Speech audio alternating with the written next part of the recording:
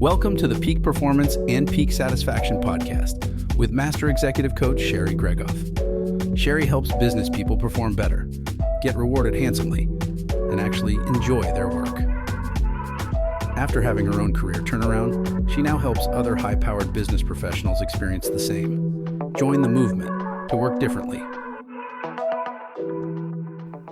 Welcome to the podcast. It's great to have you here. As leaders, we are called to lead in both our professional and personal lives. For two domains that tend to be pit against each other, or that we feel we must compartmentalize, there are many parallels that we can recognize and use to our benefit. Experiences and skills developed in our career can translate to the home and vice versa. In this episode, we explore these for better performance and satisfaction in the office and everywhere else. Before we jump in, I want to shout out one of my clients who had a win in this area. Here's the quote from him. "I know that in large part, my effort in my work is to benefit my family. They are my big reason why. So when we are together, I double down on being present with empathy, and we have fun, so they never doubt how important they are to me. I don't need others' approval or permission to make the choices I do to put my family first." This client is an executive parent, steering his own company with hundreds of employees that he is responsible for, but he is also responsible for two little girls. There is never a question in his mind, or in those around him, about who comes first and what is most important to him. In this specific instance, he decided to take some extreme measures to be home for a daughter's birthday, a decision that colleagues felt was wasteful. After talking it through, he happily shrugged off the uninvited feedback. He knew and trusted himself that moving mountains to show up consistently for his family would energize him when he turned back to his work. In fact, it energized him even in advance of it happening. This alignment with his priorities and values, both at the office and at home, strengthened him for what might be one of the most difficult seasons of his career and business. That's the thing about leadership. When we are truly in our power as a leader, we lead everywhere we go, in the office and at home. We make difficult decisions. We prioritize. We discern what feedback to incorporate and what to release. We stay true to ourselves and give our best everywhere we show up for the people we care about, colleagues and family alike. Being decisive at work helps us to be decisive at home. The leadership skills we build are transferable to every environment in which we find ourselves. I help clients find their strengths and how to apply them, to spot lessons learned and how to repurpose them elsewhere. Similar victories are shared by all of my clients, and I have experienced it too in my own career turnaround. So let's hop to today's podcast content and get you on your way to experiencing this also. In today's episode, we explore how being a leader in business prepares us to lead in the home and vice versa. There are parallel lessons in inspiring a team and setting others up for success that apply in both domains. This is a stark contrast to the pitting of work and life against each other that's often in popular rhetoric. Use this as a reference to take success you may have in one domain or another and pull from that skill set in the area where it is needed. You won't hear the synergies of being an executive and a parent quite like this anywhere else. Being a powerhouse in the business world and a super parent who is present with their kids, a quick view of the media and research on what it's like being a working parent will have one hiding under the covers and canceling all future plans. Between mom guilt, having it all, work-life balance, glass ceilings, sexism at work, traditional roles in the home, marital strife, and power plays, co-parenting, and many other labels that characterize the challenges posed for women and men who seek success in the workplace and in their homes. I present to you a different way of looking at the situation. As an executive parent myself, I have walked this road. While there are admittedly systemic and environmental challenges we face, a reality that we're working to shift, while we're in this system, there is a way to thrive, to turn this dynamic to make it work for you. Ironically, it's not to pit them against each other, these different hats that we wear. It's to use your experience and the different dimensions to the executive parent that you are to allow you to excel professionally and personally. In this guide to excellence at work and at home, we will use the lessons we learn in each domain to succeed in the other. This prescription is by no means limited to women. Now more than ever, men are looking for those paternity leaves and to be a hands-on parent. It's worth recognizing the dads who are doing their part, fielding the first call from school, and breaking every 1950s stereotype that exists. Well done, and continue the good work. It is seen. It is valued. Men and women will benefit equally from the following guidance, and both are welcome and needed in this dialogue. Glass ceilings shattered. There is a Mission Impossible type framing that is applied to our work-life balance by the media and, interestingly, by executive parents alike. This is the coveted but urban legend of having it all. I define having it all as excellence in every area of our lives.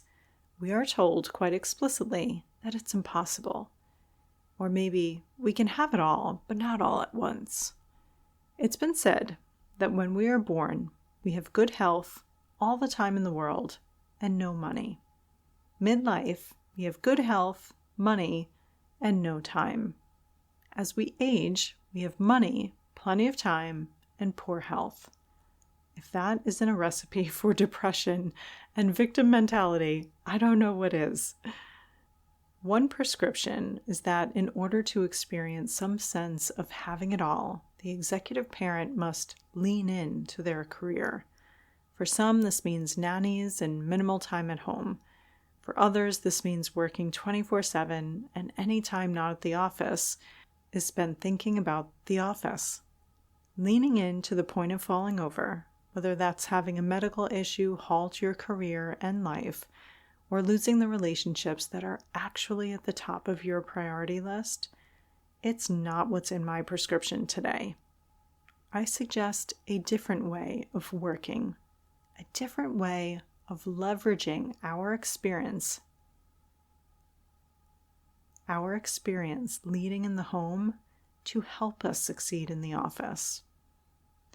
Now that we have explored some of the stories that we've been told on this topic, just some of the programming that we might have imprinted on us based on others' experiences, let's go ahead and overturn them.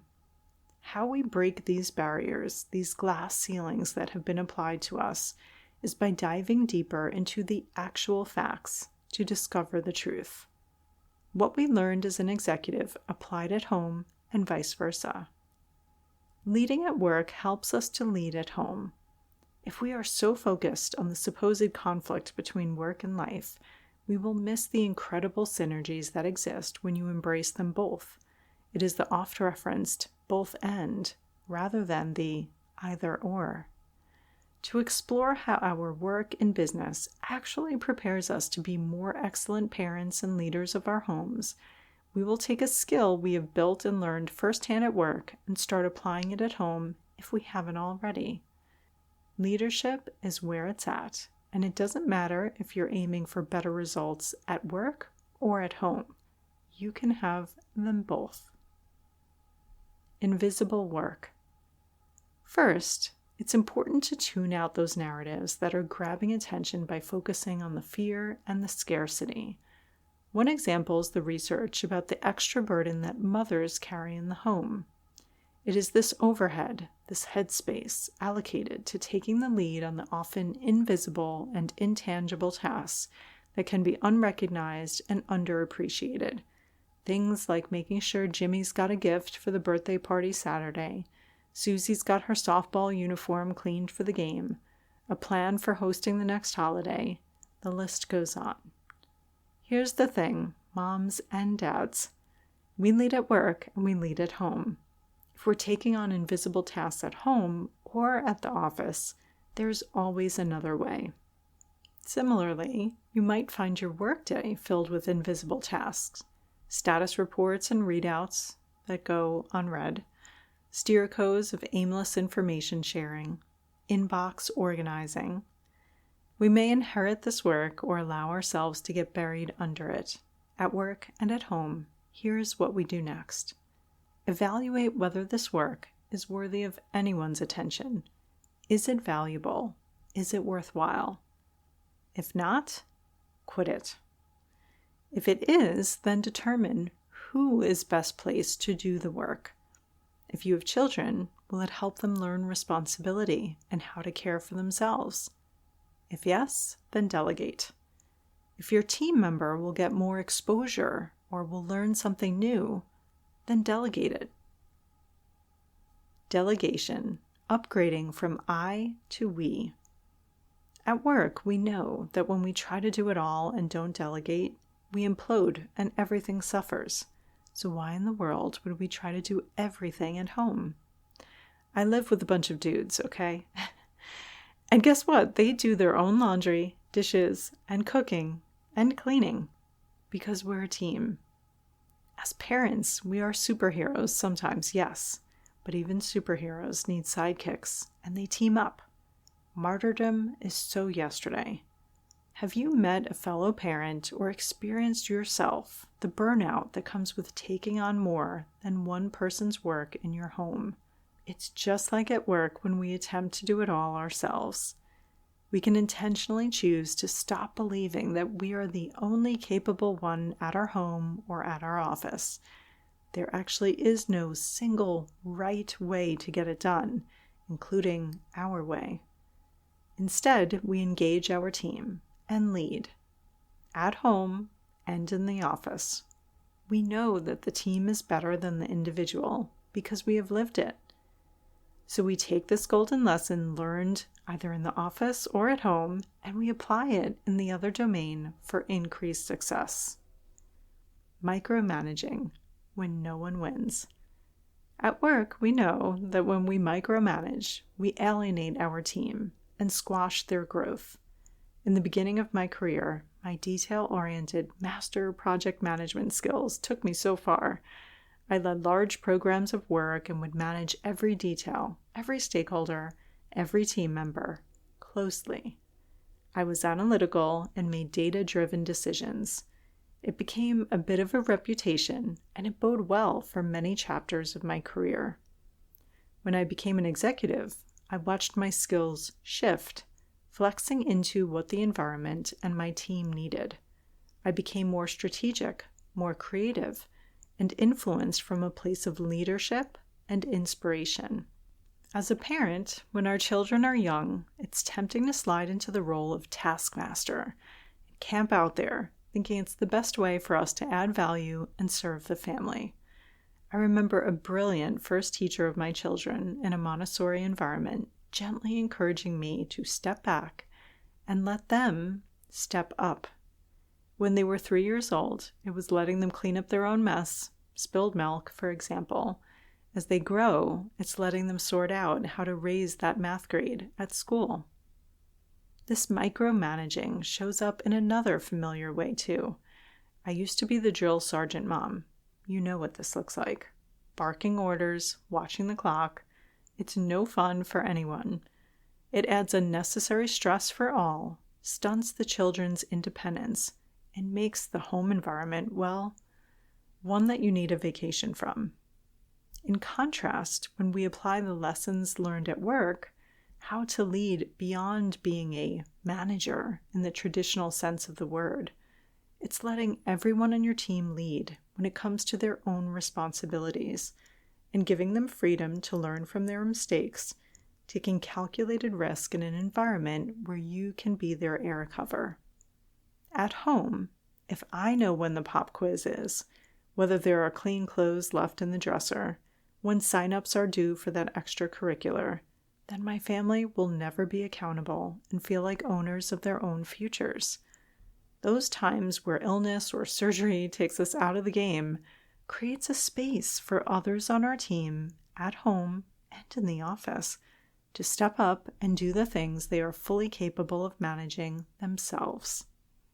At work, if I'm more aware than my team of the upcoming milestone or deadline, I know it's time to actively coach them, to proactively post me, rather than me chasing or pulling information from them or pulling them along on a task. Let's agree to get out of the way and let our team lead with more freedom and, as a result, more learning and independence. That first vote from us in their own capability and self-sufficiency is what allows them to develop self-confidence and ability. Uncertainty and lack of clarity breeds chaos. At work, we set clear and high expectations for our team, so there is no confusion or uncertainty about how to be successful. There are formal processes to ensure this is done, and done with care. There's a reason for it. Without objective setting and clear expectations for team members, chaos will ensue. Everyone does what they feel like, whatever they find interesting, to the standard that seems fitting to them. Work might be redundant, incomplete, or ineffective. Communication may be lacking. Most importantly, the team members and the collective are not set up for success. No one likes being in this equation. Individuals, managers, but also clients and shareholders. Our home can be similar. Everyone is an individual operating within a larger collective. Just like we didn't receive a manual explaining what to do with that baby when we left the hospital, similarly, our kids and spouse did not receive a handbook for thriving in our home. When leaders wait for someone else to bring clarity, confusion ensues. In contrast, when we make our expectations clear, individuals and the team rise to meet them. At work, the team can only be successful if we are clear in our expectations. We are the guide on the side to help steer, redirect, train, provide air cover, constructive feedback, and encouragement. Kids are learning all the time what works and what doesn't, testing boundaries, checking out natural consequences. This is normal, predictable, and useful in their development. To set our children up for success, we must set clear expectations with them in a way they can understand. While that may sound like a downer or a chore to the parent who wants to be a friend or just have fun together, I assure you that your children will feel safer when there is certainty and the confidence that they can master the system and thrive in that environment. They will feel set up for success, and that in turn makes things more fun and improves their relationship with you. When the expectations change day to day or are mysterious, bless them. Children will optimize for what best serves them. Think, if I keep asking mom for the screens or the cookies, she will eventually cave. We can see and have probably experienced how that lack of consistency can quickly take things from bad to worse in the home. Similarly, in the office, we may have team members who consistently tell us what we want to hear, but do not take action in the way that we're guiding them to. They may avoid doing the tough thing, having the difficult conversation, tackling the strategic work that's less clear on how to deliver. Without pointing them back to doing the difficult work and learning the skills they need to, that employee will be less successful. So will the team and the business. If we remember that as the leader, we set the systems and the tone, everything else falls into place. It's a necessity at the office and at home. While we're on this topic, challenge yourself to not set the bar low. Our teams and our families are capable of far more than we often realize. Express confidence and belief in them. Commit your support and guidance to them, and watch them rise. Talent requires investment, and it's always worth it. At work, we know that without our people, the business fails. So we invest in them, money, time, and care. This includes training, education, coaching, and expressing genuine interest in their whole self. If the business of your home is not performing how you would like, the fix is similar. If your kids are acting out, if your marriage feels like two ships passing in the night, the right course of action is to invest your time, energy, attention, and care in them. It can be tempting to do this in the form of toys and gifts. At work, we might think a bonus or a title will fit the needs of our team. But for a high-performing, low-turnover team, we know it takes more. At home, this includes spending quality time, being fully present, looking into the eyes of our family. Rather than reacting to unwanted behaviors, recognize them as indicators that your attention and care is needed. To be specific, it's positive attention, appreciating and recognizing the right behaviors, and calling out the unique qualities in them so that your family, your team, feels seen. When we forget that business is personal, including the business of everyday life, it's when people shut down and withdraw. Don't let it happen at the office and at home. If you feel like this is already the state of the union, fear not. Every business, every team holds the potential for a great turnaround story, and every family home does too.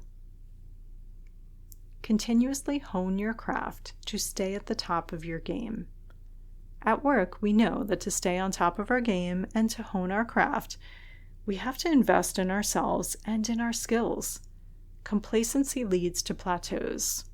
Investing in education, training, certifications brings new knowledge that allows us to level up.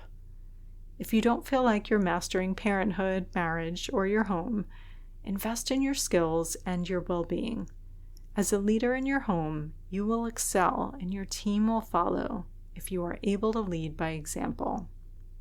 The state of your home and family are a reflection of what you have invested in to date, both in your own skills and behaviors, plus the relationships.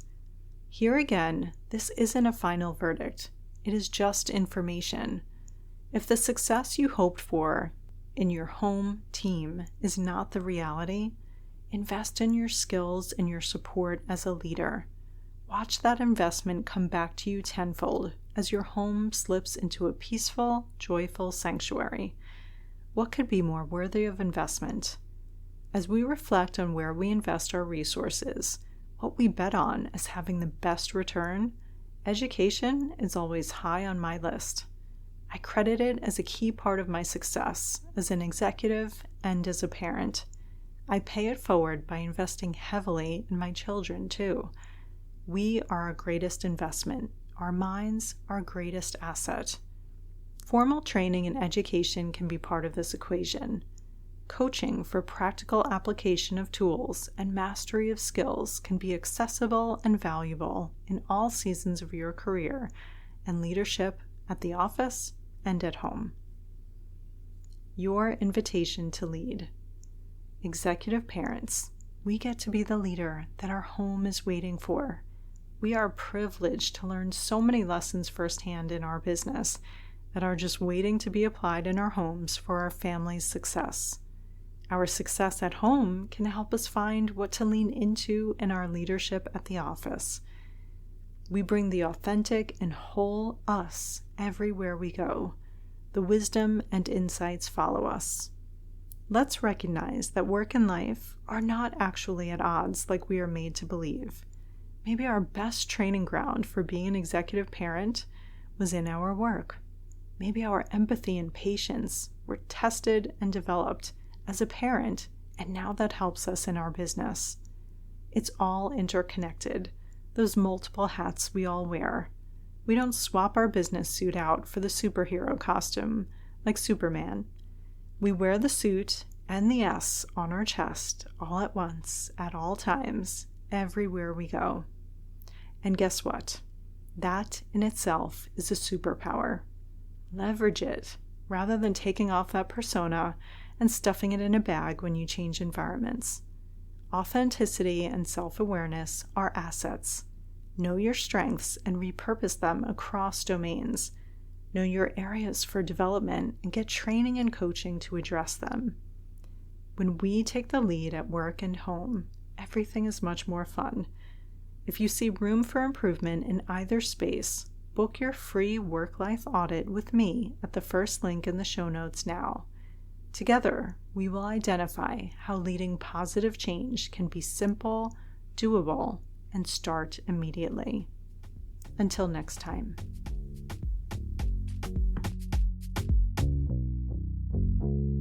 Looking for support in applying the principles and strategies in today's episode? Sherry coaches clients one-on-one as their trusted confidant and advisor, helping each client create the work and life they had only dreamed of. To schedule your complimentary career strategy session, go to sherrygregoff.com/apply to book time with her today. It's one simple step that can change everything.